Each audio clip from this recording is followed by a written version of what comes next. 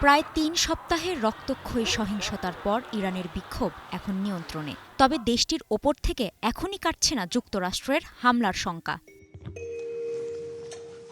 বৃহস্পতিবার যুক্তরাষ্ট্রের আহ্বানে জাতিসংঘের নিরাপত্তা পরিষদের একটি বৈঠক হয়। সেই বৈঠকেই এই কথা স্পষ্ট করেছে যুক্তরাষ্ট্র। বৈঠকে জাতিসংঘে মার্কিন দূত মাইক ওয়ালটজ বলেন, প্রেসিডেন্ট ডোনাল্ড ট্রাম্প ইরানে হত্যাযজ্ঞ বন্ধ করতে সব ধরনের বিকল্প খোলা রেখেছেন। তবে এর আগে ট্রাম্প দেশটিতে হামলা না করার ইঙ্গিত দেন। বৈঠকে ওয়ালটজ বলেন, প্রেসিডেন্ট ট্রাম্প এক কথার মানুষ, তিনি যা বলেন তাই করেন। জাতিসংঘে আমরা যে অন্তহীন কথাবার্তা দেখি তার মতো নয়। প্রেসিডেন্ট ডোনাল্ড ট্রাম্প ইরানের সাহসী জনগণের পাশে রয়েছেন, এটি চূড়ান্ত সিদ্ধান্ত। তারা যাই অজুহাত দিক না কেন, আজ ইরানি শাসক গোষ্ঠী ও তাদের মিত্রদের কাছ থেকে আপনি অনেক অজুহাত শুনবেন। তবে ইরানের জনগণের অর্থনৈতিক দুর্দশা ও তাদের স্বাধীনতা রোধ করার জন্য একমাত্র এই শাসন ব্যবস্থাই দায়ী। তাদের জবাবদিহির আওতায় আনা হবে। ইরানের চলমান বিক্ষোভকে কেন্দ্র করে বিদেশি ষড়যন্ত্র বা বহিরাগত মদতের যে অভিযোগ তুলেছে তেহরান, তা স্পষ্টভাবে প্রত্যাখ্যান করেছে যুক্তরাষ্ট্র। ইরানের শাসক গোষ্ঠীর উত্থাপিত সেই অভিযোগটির আমি জবাব দিতে চাই। তাদের অভিযোগ, বিক্ষোভগুলো নাকি কোনো বিদেশি ষড়যন্ত্র হয়েছে।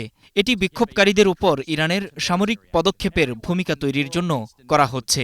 এই শাসন ব্যবস্থা আগের যে কোনো সময়ের তুলনায় বেশি দুর্বল, আর সেই কারণেই রাস্তায় নেমে আসা ইরানের জনগণের শক্তিকে ভয় পেয়ে তারা এই মিথ্যা কথা ছড়াচ্ছে। মার্কিন আহ্বানে জাতিসংঘের এ বৈঠকটিকে সার্বভৌম কোনো রাষ্ট্রের অভ্যন্তরীণ বিষয়, বহিরাগত আগ্রাসন ও হস্তক্ষেপকে ন্যায্যতা দেওয়ার প্রচেষ্টা বলে উল্লেখ করেছে ইরান। এছাড়া বৈঠকে ইরান নিয়ে যুক্তরাষ্ট্রের প্রচারণাকে মিথ্যা, তথ্য বিকৃতি ও বিভ্রান্তিমূলক বলে আখ্যা দেন জাতিসংঘে ইরানের উপরাষ্ট্রদূত গোলাম হোসেন দারজি। এটি অত্যন্ত দুঃখজনক। এই বৈঠক আহ্বানকারী যুক্তরাষ্ট্র সরকারের প্রতিনিধি আজ ইচ্ছাকৃতভাবে মিথ্যাচার ও তথ্য বিকৃতি করছে, পরিকল্পিত বিভ্রান্তিমূলক বক্তব্যের আশ্রয় নিয়েছেন, যাতে ইরানের অস্থিরতাকে সহিংসতার দিকে ঠেলে দেওয়ার ক্ষেত্রে তার দেশের সরাসরি সম্পৃক্ততাকে আড়াল করা যায়। ইরানের অভ্যন্তরীণ বিষয়ে যুক্তরাষ্ট্রের হস্তক্ষেপকে বেআইনি ও আন্তর্জাতিক আইনের লঙ্ঘন বলে উল্লেখ করেন গোলাম হোসেন দারজি। ইরানের বিরুদ্ধে যে কোনো বহিরাগত প্রত্যক্ষ ও পরোক্ষ আগ্রাসনের জবাবে কঠোর প্রতিক্রিয়ার হুঁশিয়ারিও দেন তিনি।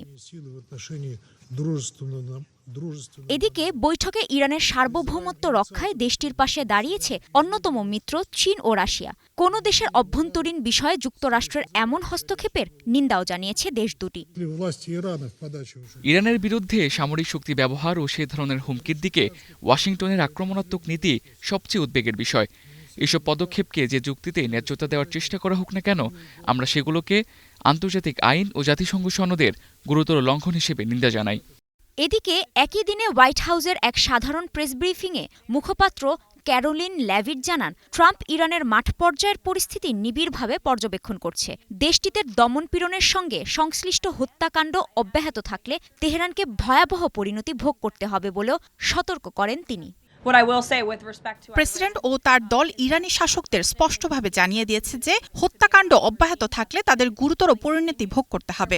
আর প্রেসিডেন্ট যেমনটি গতকাল আপনাদের ও সারা বিশ্বকে জানিয়েছেন, তিনি একটি বার্তা পেয়েছেন যে হত্যাকাণ্ড ও মৃত্যুদণ্ড কার্যকর করা হবে না। সেই কারণেই প্রেসিডেন্ট ট্রাম্প পরিস্থিতি নিবিড়ভাবে পর্যবেক্ষণ করছে। তবে এর ব্যতিক্রম হলে হামলার বিষয়টি টেবিলেই থাকবে।